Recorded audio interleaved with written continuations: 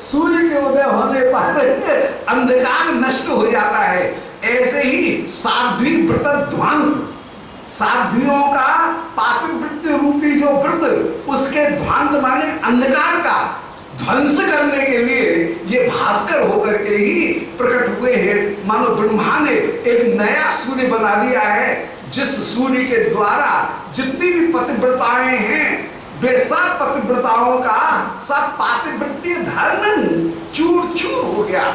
बड़ी बड़ी पतिव्रताएं जो श्री लक्ष्मी, शची, पार्वती, वे भी इस रूप माधुर्य का दर्शन करके मोहित हो जाए। ये श्याम सुंदर का स्वरूप ही ऐसा जो पतिव्रताओं के पातिव्रत्य का खंडन करने वाला होकर के विराजमान है।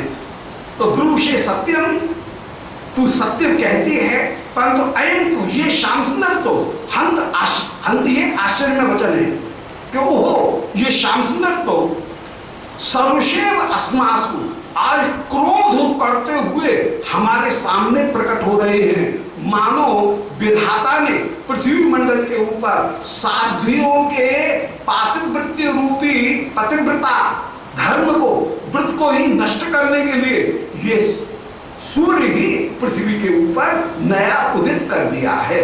और ये सर्वशैव अस्मासु, मानो हमारे प्रति क्रोध करते हुए ये श्री श्याम सुंदर विराजमान हो रहे हैं। या सर्वा मुख मुद्रणा विरहिता कृत्वा, हाय श्याम सुंदर जब सामने आते हैं, न जाने हम साध्वियों को क्या हो जाता है कि कहां हमारा घूंघट जा रहा है, कहां हमारा पल्लू जा रहा है, कहां हम चल रही हैं, हम अपने वस्त्र आभूषण इनका भी ध्यान नहीं रख सकती हैं। श्याम सुंदर को देखते ही हमारी दशा, हम अपनी सारी लज्जा और आवरणों को, सबरे घूंघट और सबरे आवरणों को जैसे हम त्याग कर देती हैं, उनका हमको होश नहीं रहता है। जैसे कि सूर्य यदि उदय होता है तो सूर्य उदय होने पर क्या होता है, बोले कमलनी जैसे खिल जाती है। अभी तक कमलनी अपने मुंह को छिपा करके रखे हुए थी, परंतु सूर्य के उदय होते ही कितना सुंदर रूपक है, रूपक देखिएगा। सूर्य के उदय होते ही जैसे जिसने अपने मुंह को ढांक करके रखा था वो कमलनी अपने मुंह को खोल देती है, ऐसे ही श्याम सुंदर को सामने देखते ही हम गोपिकाओं की भी जाने क्या दशा, गोपियों की नहीं सभी पतिव्रताओं की, बड़ी बड़ी जो पतिव्रताएं हैं, लक्ष्मी, सरस्वती, शची, रति, उन सबों की भी यही दशा हो जाती है कि उनके भी घूंघट कहाँ जाते हैं, उनके पल्लू कहाँ जा रहे हैं, उनके नीति बंधन श्लस होते हुए चले जा रहे हैं, उनके श्रृंगार कहाँ गिर रहे हैं, उनको होश नहीं है। हम जल भरने के लिए जाती है, कहाँ हमारा घड़ा बहता हुआ चला जा रहा है, हमको होश नहीं रहे। तो यह सर्वा मुख मुद्रणा विरहिता कृत्वा, जैसे सूर्य कमलनियों को मुख मुद्रण माने अपने मुंह को ढांकने की जो प्रवृत्ति है उससे विरहित कर देता है, माने कमलनी खिल जाती है। पत्तों के बीच में छिपी हुई जो कमलनी थी वो जैसे खिल जाती है, ऐसे ही हम गोपिकागण भी अपने घूंघट, अपने अंचल, इन सबों को भुला करके श्याम सुंदर के पास में कितबाजी ऐसे कहती हुई श्याम सुंदर के वेणुनाद को सुन करके दौड़ी हुई चली जाती हैं। तो यह माने जो श्याम सुंदर सर्वा मुख मुद्रणा विरहिता, हम सबको मुख ढकने से विरहित करके बलात् पद्मिनी, हम पद्मिनियों को, अब पद्मिनी शब्द में दोनों अर्थ हो गए, पद्मिनी माने सूर्य के अर्थ में हो गया कमलनी, और श्याम सुंदर के अर्थ में हो गया हम पद्मिनी नायिका।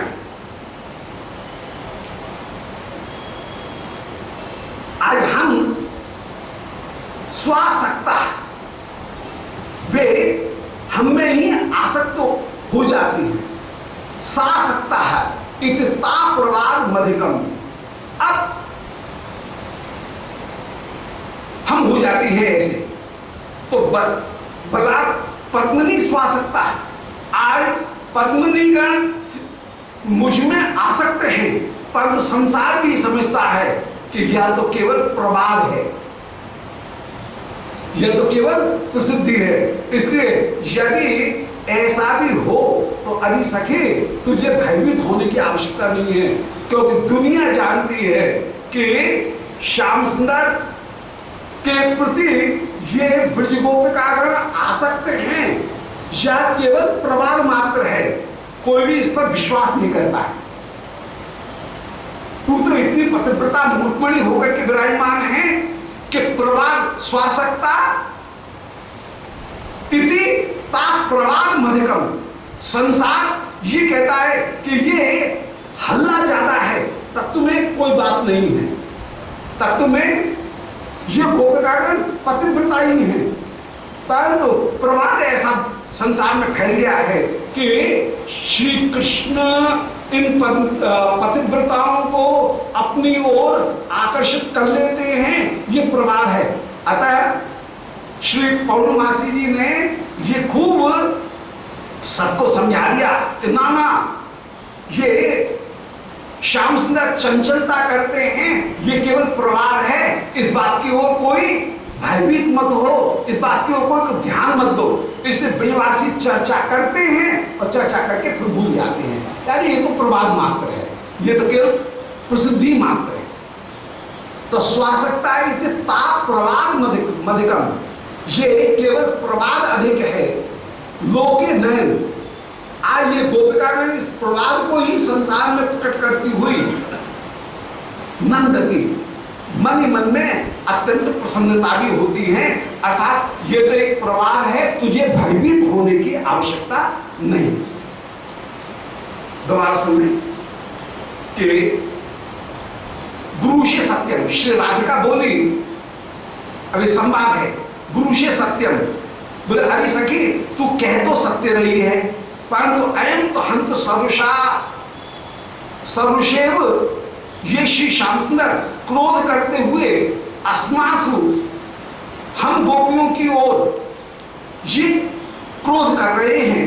और साध्वी व्रत ध्वंसन भास्कर प्रकट तो धात्री भूमंडले, मानो विधाता ने हम पतिव्रताओं के पातिव्रत्य धर्म का ध्वंस करने के लिए एक नया सूर्य उत्पन्न किया है, जिसने पातिव्रत्य रूपी अंधकार को नष्ट कर दिया है। जब श्याम सुंदर प्रकट होते हैं तो यह सर्वा मुख मुद्रणाद रहिता कृत्वा, श्याम सुंदर हम सबों के घूंघट को दूर करके बलपूर्वक हम पद्मिनी गणों को अपनी ओर आसक्त कर लेते हैं। दुनिया भी ये जानती है कि श्याम सुंदर गोपियों को आकर्षित करते हैं, ये बात यथार्थ में नहीं है, ये तो केवल प्रवाद मात्र है। इसलिए ताप प्रवाद मधिकम लोके, ये संसार में प्रवाद ज्यादा है, तथ्य कम है, ऐसा विचार करके नयन नंदती, इस बात को विचार करके ही सब गोपिकागण अपूर्व रूप से आनंदित होती हैं। और सखी भी ये कह करके कि अरे सखी तू घबरा मत, यदि श्याम सुंदर तुझे आकर्षित भी करते हैं तो दुनिया में ये बात पहले से ही पौर्णमासी जी ने सबको समझा दी है कि ये तो प्रवाद मात्र है, तत्वतः है इनमें कोई दम नहीं। इसलिए तू श्याम सुंदर का चल दर्शन कर, दर्शन कर। पौर्णमासी जी बड़ी चतुर, उस समय कह रही थी मामा तुम लोगों ने जबरदस्ती हल्ला मचा दिया है और ये उचित नहीं है। यदि पतिव्रता के ऊपर कोई आरोप लगाता है, हाय हाय ऐसा कभी नहीं करना चाहिए। यदि कोई पतिव्रता के ऊपर झूठा आरोप लगाए तो उसकी आयु क्षीण हो जाती है। पौर्णमासी जी खूब समझा देती है। हाँ, पौर्णमासी जी जितने भी ब्रजवासी हैं, जो पतिमन्य गोप हैं, उनको भी समझा देती हैं, बोलो हाय हाय ऐसा मत करना, तुम्हारी आयु क्षीण हो जाएगी, इन गोपियों के ऊपर आरोप मत लगाना। क्योंकि पतिव्रता के ऊपर यदि किसी साध्वी के ऊपर आरोप लगाया जाए तो वो आयु को क्षीण करने वाला होता है। सब बोलते हैं पौर्णमासी जी के चरणों में उस समय जटला जी गिरती हैं, अभिमन्यु गिरते हैं और कहते हैं भगवती तुम पे जो अपराध हो ना उनको क्षमा करें, कहीं हमारी आयु कम नहीं हो जाए, आप क्षमा करें। अब कभी भी आरोप नहीं लगाएंगे, फिर भी आरोप लगाती है। ये विदग्ध माधव में ये लीला आगे प्रकट की गई है। विदग्ध माधव नाटक में रूप गोस्वामी जी ने ये भाव जो है वो प्रकट किया। तो यहाँ पर करिए ताप प्रवाद मधुकर्म लोके, ये प्रसिद्धि ज्यादा है तब तो नहीं है, ये विचार करके नंदती श्री किशोरी जी आनंद राधिका आनंदित होकर के विराजमान होती हैं। आनंदित ये तो प्रवाद मात्र है और प्रवाद मात्र करके कुछ देर बात होगी फिर छोड़ भी जाएगी, ये विचार करके श्री किशोरी जी आनंदित हो रहे थे। उस समय सखी कह रही है कि एवं चेत पूर्ता प्रविश्य, बोल सखी तू यदि इस बात को समझती है तो फिर पूर्ता प्रविश्य गहने कुंज, तू अब कुंज में प्रवेश कर, सामने जो कुंज है उस कुंज में तू प्रवेश कर। अरे सखी एक काम कर, तुझे ज्यादा डर लगता हो तो एक काम ये भी है कि तू कुंज के भीतर चली जा और हम बाहर पुष्प चयन करती हैं। तुझे नहीं लगता है कि श्याम सुंदर मुझे पकड़ने के लिए ही, मुझे ग्रहण करने के लिए ही आ रही है, तो ये तू भयभीत है तो ये सामने कुंज है और उस कुंज में प्रवेश कर, बड़ी चतुर। ऊपर से तो कह रही है जैसे बचाव कर रही है और तत्वतः श्री श्याम सुंदर से मिलाने के लिए प्रिया को अभिसार कराती हुई श्री ललिता जी विराजमान हो रही हैं।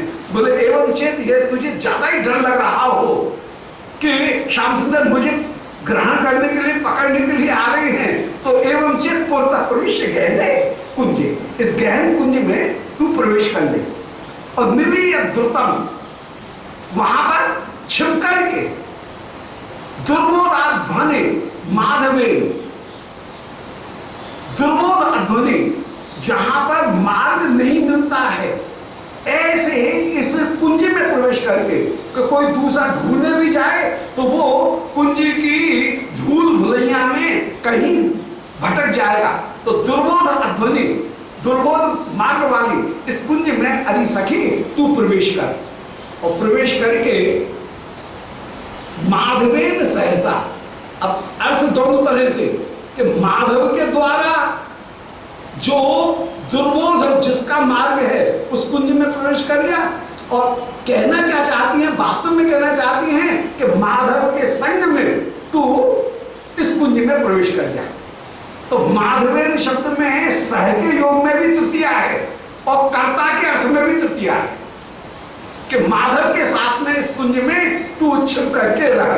ये तो हुआ मुख्य अर्थ जो हृदय का अर्थ है, और ऊपर से कह रही हैं कि माधव भी जिसकी कुंज की रास्ता नहीं पहचान पाए उस कुंज में तू प्रवेश कर जा। ललिता जी के वचन साझे के वो दोहरी तलवार इधर भी और उधर भी। ऊपर से कह रही है कि माधव भी तुझे पहचान नहीं पाएंगे तो कुंज में चली जा, और दूसरी ओर कह रही है कि माधव के साथ कुंज में चली जा। तो माधव में सह के योग में भी तृतीया है और कर्ता के अर्थ में भी तृतीया है कि माधव के द्वारा जिसको नहीं पहचाना जाए ऐसे कुंज में चली जा, अथवा माधव के साथ कुंज में तू रहे और कोई दूसरा तुझे नहीं पहचान पाए ऐसे कुंज में तू चली जाए। तो दुर्बोधा ध्वनि, अध्वनि माने मार्ग, जिस मार्ग को नहीं पहचाना जाए ऐसी इस गहने कुंज, गहन कुंज में माधवेन सहसा, माधव के साथ में तू द्वित्रा घटी या पयो, एक 2-3 घड़ी श्याम सुंदर के साथ में तू वहां पर रहना, या 2-3 घड़ी तू छुप करके रहना। दोनों हृदय में भाव है श्याम सुंदर के साथ में तुम इस कुंज में पधारो, अभिसार करा रही है और ऊपर से कर रही है 2-3 घड़ी तू इस कुंज में छिप करके रहे। नस, तब तक हम गोपिकागण तावन न त्वद इन जुषाम, जो हम इन माने देवता, इन माने ईश्वर, उसके अर्चन के लिए हम उद्यत हो रही हैं। इनोद्यन जुषाम, हम जो इनकी पूजा करने में, माने देवता की पूजा करने में हम जो प्रयत्नशील हैं। इन शब्द, ये ठाकुर जी का एक नाम है, श्री सूर्य भगवान का ही एक नाम इन है। जिसमें गोपिकागण पूर्णिमा भज के बाद में कृष्ण की रक्षा करती हैं, वहां पर कह रहे हैं अभ्या अजोंग मणमास तब जानो थोरु यज्ञोच्चत कट्टटम जठरम हयास्यम हृदकेश्वरम त्वदुन ईश इनस्तु कंठम। इन भगवान तेरे कंठ की रक्षा करें। तो इन भगवान जो है वो विष्णु का नाम, माने श्री नारायण, सूर्य नारायण, इन नारायण का नाम है। तो यावत इन, जब तक के हम इनार्चन उद्यम जुषाम, सूर्य की, नारायण की पूजा करने में लगी हुई हम पुष्पावचायन क्षणम, हम यहां पर फूल गिनती हैं तो तू इस कुंज के भीतर छिप करके रह जा। गांधर्वेस्तु नराकुलोत्र किमिति, वहां पर तू छिप करके रहेगी तो तुझे कोई भय नहीं रहेगा। इसलिए तू कुंज में जाकर के कुछ देर 2-3 घड़ी आनंद से विराजमान हो और हम तब तक फूल चुन लेती है। ऐसा कहकर के कि पुष्पावचाय क्षण गंधर्वेस्तु नराकुलो, अरे गांधर्वे, गांधर्वे राधिका, गांधर्व मन श्री राधिका, हे राधिके तुम निराकुल होकर के पुष्पों का चयन करो। ये तो युक्ति परा दृश्यते, मुझे तो ये युक्ति बड़ी समझ में आ रही। हाँ, बहुत अच्छी युक्ति, यही युक्ति परा दृश्यते, इससे बढ़कर के कोई बढ़िया कोई युक्ति हो ही नहीं सकती है कि हम बाहर फूल बीनती हैं और तू इस निकुंज में यहां पर विराजमान हो, कोई दूसरा तेरे मार्ग को नहीं देख सकेगा, अथवा ऊपर से कह रही है श्याम सुंदर तेरे मार्ग को नहीं देख सकेंगे, और भीतर से कह रही है तुम श्याम सुंदर के साथ में जब माधव के साथ में विराजमान होगी तो कोई दूसरा तुम्हारे मार्ग को देख भी नहीं सकेगा, तुम आनंद पूर्वक कुंज में विराजमान हो। तुम्हारा केवल पाठ कर लें कि एवं चेत पूर्ता, सखी ने श्री राधिका से कहा, बोले सखी यदि तू ये मानती है कि जगत में ये सब लोग यही मानते हैं कि ये केवल प्रवाद ही है कि श्याम सुंदर पतिव्रताओं के धर्म को खंडित करने वाले हैं और उनका दर्शन करके सारी गोपिकागण मुख मुद्रण से अर्थात घूंघट लगाने से मुक्त होकर के अपने घूंघट को त्याग करके अपलक श्याम सुंदर का दर्शन करती हैं, वे पद्मिनी गणों को अपनी ओर आसक्त कर लेते हैं। ये बात तथ्य में नहीं है, ये बात केवल प्रवाद मात्र है, प्रसिद्धि केवल हो हल्ला मच गया है, ये केवल र्यूमर फैल गई है, ये केवल प्रवाद मात्र फैल गया है, केवल प्रसिद्धि मात्र हो गई है। यदि ऐसा तू मानती है और तू आनंदित होती है इस बात को सुनकर के, तो एवं चेत ये बात बिल्कुल सही है। तो सखी मैं तुझसे ये भी कह रही हूं कि चलो कोई दूसरा हमारे ऊपर आरोप लगाएगा नहीं, और तुझे वास्तव में डर लगता हो तो डर लगने का एक तरीका ये है कि इस गहन कुंज में एवं चेत यदि तू भयभीति हो रही है तो पुरतः प्रविष्ट गहने कुंज, गहन कुंज में तू प्रवेश कर। कैसी कुंज? बोले दुर्बोधात ध्वनि माधवेन सहसा, माधव भी जहां तक नहीं पहुंच सके, ये कहा ऊपर से, और सिद्धांत में कह रही है कि माधव के साथ में तू कुंज में प्रवेश कर जहां पर कोई दूसरा नहीं पहुंच सकेगा, और द्वित्वा घड़ी या पे वहां पर 2-3 घड़ी तू आनंद से श्याम सुंदर के साथ में व्यतीत कर। पावन नस पावन न इनाचन, तब तक हम तेरे जो नारायण हैं माने सूर्य, उन सूर्य के अर्चन करने की सेवा के उद्यम में हम लगी हुई हैं। तो तावन नहा त्वत् इन अर्चन उद्यम जुषाम, तेरे जो नारायण हैं उनके अर्चना के कार्य में हम लगी हुई हैं। पुष्पाचार्य, हम फूलों को तब तक चुनती हैं। और हे गांधर्वी, तू तो निराकुल होकर के 2-3 घड़ी उस कुंज में श्याम सुंदर के साथ विराजमान होना। अरे सखी, अत्र किमितो युक्त परादृश्यते, यहां पर इससे बढ़कर के और कोई सार्थक युक्ति हमको नहीं दिख रही है। ऐसा कहकर के श्री किशोरी जी से जिस समय कह रही है, उस समय अपूर्ण रूप से आनंदित हुई। ऐसे प्रयास हो रहा है। अब श्री श्याम सुंदर वहां पर आए और आकर के एवं तत्र मिथो विचारे थी, ऐसे गोपिकागण जब विचार कर ही रही हैं, उसी समय श्री श्याम सुंदर बीच में ही गोपियों के प्रकट हो गए। बोलो लाली लाल की जय। श्याम सुंदर श्री प्रिया जी के पास में आ गए। मध्य प्रादुर्भूत श्री श्याम सुंदर प्रियाओं के पास में आकर के विराजमान हो गए। तो दर्शन करें। अब श्री श्याम सुंदर का प्रिया जी के साथ में जैसे झगड़ा शुरू होगा, वे कहेंगे वृंदावन के हमारे पुष्पों को क्यों चुरा रही हो, तुम चोरनी हो।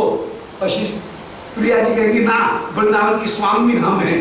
और ये जुगल सरकार जो आपस में झगड़ा करेंगे पुष्प लीला में, यहाँ से मध्यान्ह लीला में पुष्प लीला।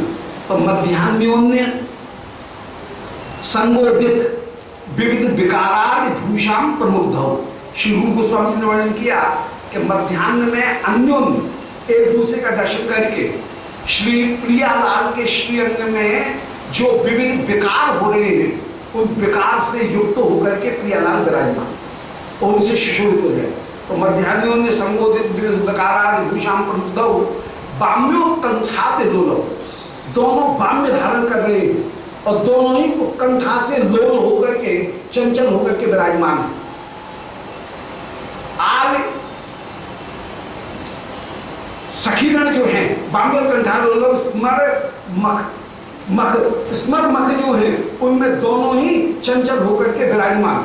और फिर ऐसे कभी पुष्प चयन की लीला को करते हुए फिर दोला रण्याम वंशी हृति रतिपानार्क पूजा दे दोलो। मध्यान्ह में दोला माने हिडोरा, अरण्य माने वन विहार, दोला रण्याम वंशी हृति माने वंशी चोरी, दोला रण्याम वंशी हृति रति और पान। श्री प्रियालाल का विलास, वहां पर आनंद से आप रसपान करते हुए विराजमान, चौपड़ पासा खेलते हुए विराजमान, इत्यादि लीलाओं को करते हुए जो विराजमान है, वे सखी गणों से सुसेवित श्री श्याम सुंदर, उनकी हम मध्यान्ह में ध्यान करते हुए विराजमान हो रहे हैं। ये मध्यान्ह लीला प्रारंभ रूप गोस्वामी ने उसका सूत्र दिया। वो उस सूत्र के आधार पर यहाँ पर पुष्प चयन लीला, पुष्प बीनन लीला, उस पुष्प बीनन लीला की ये पुष्प लीला का प्रारंभ। बोलो वृंदावन बिहारी लाल की, गोविंद जय जय गोपाल जय जय गोविंद जय गोविंद जय जय राधा रमण हरि गोविंद जय जय। ओम नमो भगवते पुराण पुरुषोत्तमाय। ओम जयति पराशर सूनु सत्यवती हृदय नंदनो व्यासो यस्यास्य कमलकल्पम वाग्मय ममतम जगत्पेवती। विश्वसर्ग विसर्गादि नवलक्षण लक्षितम श्रीकृष्णाक्षम परम धाम जगद्धाम नमामि तत्। हृदयस्य प्रेरणया प्रवर्तितोऽहं वराकरूपोऽपि तस्य हरेः पदकमलं वंदे श्री चैतन्य देवस्य वैराग्य विद्या निज भक्ति योग शिक्षार्थ विवेक पुरुष पुराण श्री कृष्ण चैतन्य शरीरधारी कृपाम्बुधिर्यस्तमहं प्रपद्ये। कालान्नष्टं भक्ति योगं निजं यः प्राविष्कर्तुं कृष्ण चैतन्य नामा आविर्भूतस्तस्य पादारविन्दे गाढं गाढं लीयतां चित्तभृंगः नृत्यंतम पुलकोत्करेण विकसन नीपप्रसुदुनच्छमिं प्रोर्धिवीकृत्य भुजद्वयं हरे हरि तुच्चैः वदन्तं नृत्यन्तं ऋतुमश्व निर्झरचै सिञ्चन्तमुर्वीतलं गायद्भिर्निज पार्षदैः परिवृतं श्रीगौरचन्द्रं नमः। मध्याह्नोन्य संगोदित विबुध विकाराद भूषां प्रमुग्धौ वाम्योत्कंठात लोलौ स्मरमख ललताद्याल नर्मातिशाप्तौ दोलारण्याम्बवंशी हृति रथपानार पूजादि लोलौ राधा कृष्णौ सकृष्णौ परिजन घटेया सेव्यमानौ स्मरामि नारायण नमस्कृत्य नरं चैव नरोत्तमं देवीं सरस्वतीं व्यासं ततो जयन्तीरये। हे श्री सनातन प्रभो करुणाम्बराशे हे रूप दुर्गत जनैक दयावलोको हे भट्टि रूप सुमते रघुनाथ दासो श्री जीव में कुरुतमन्मते दयांद्रा तुलसी काननम यत्र यत्र पद्म बनाने च पुराण पठनम यत्र तत्र सन्निहितो हरिः। बोलो वृंदावन बिहारी लाल की जय। श्री राधा गिरधारी जी की जय। परम पूज्य श्री पंडित बाबा जी महाराज की जय। श्री निताय गौर हरि बोल।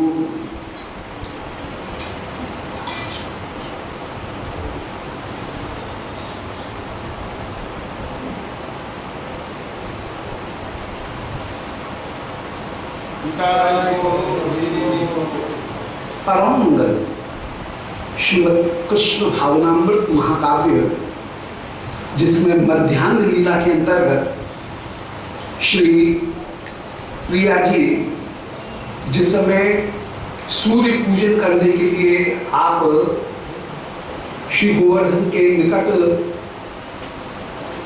छोटे भटना पर पधारी,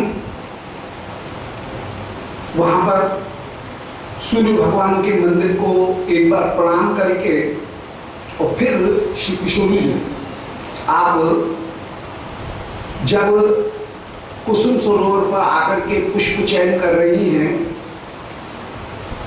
श्री प्रिया लाल दोनों दूर से एक दूसरे का दर्शन कर रहे हैं और दर्शन करके अपूर्ण रूप से आनंदित हो रहे हैं।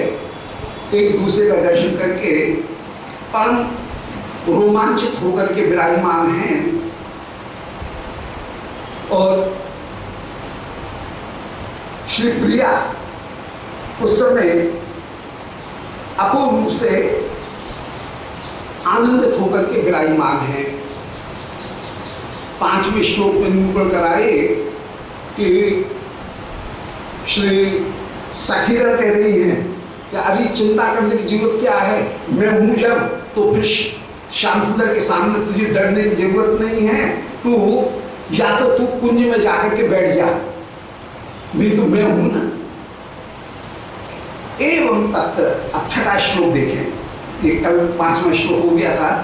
6वें श्लोक में श्री ललिता जी ने हंसी की, बोले आगे सके तू कुंज में जाकर के बैठ जा और हम तब तक पुष्प चयन करती हैं। कहने का तात्पर्य है कि श्री श्याम सुंदर के पास में श्री प्रिया का जैसे अभिशाप करा रही हो, दोनों ही तरह से। यहाँ पर बाहर रहेगी तब भी श्याम सुंदर का मुख दर्शन करेगी और ये तू भीतर कुंज में जाकर के बैठ जाती है तो हम श्याम सुंदर को कहीं न कहीं भेज देंगे। ये भीतर का तात्पर्य है। ऊपर से कह रही है श्याम सुंदर से तुझे डर लगता है तो तू कुंज में जाकर के बैठ और हम तब तक पुष्प चयन कर लेते हैं। परंतु दोनों ही स्थितियों में प्रिया को लाल जी से मिलाना ही ये सखीगण चाह रहे हैं। इससे बढ़कर के और कोई परायुक्ति नहीं है।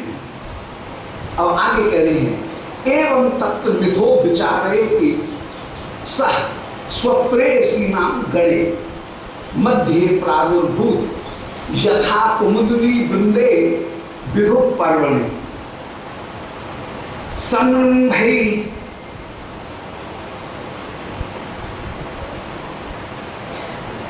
अभिहितेव जनतैः स्तासैकतैः सेतुभिः हर्षाब्धे अतनूर में माल मबला रुद्रम तदा रेभिरे एवं तत्वमित हो विचार थे। इस प्रकार जितने भी सखीगण हैं वे इस प्रकार श्री श्याम सुंदर का आपस में मिथा विचार रहे थे। आपस में जब चर्चा कर रही हैं कि दो रास्ता है। एक रास्ता तो ये है कि तू कुंज के भीतर छिप करके बैठ जा, राधिका से ललता जी कह रही हैं, और तू छुप करके बैठेगी, सुरक्षित बैठी रहे, हम कुल बीमती हैं। परंतु भीतर का तात्पर्य ये है कि वहां हम चुपचाप श्याम सुंदर को पधरा देंगे और श्याम सुंदर के साथ में तू विलास करना। एक तो ये तरीका है। दूसरा ये है कि हमारे साथ में ही रहे और हम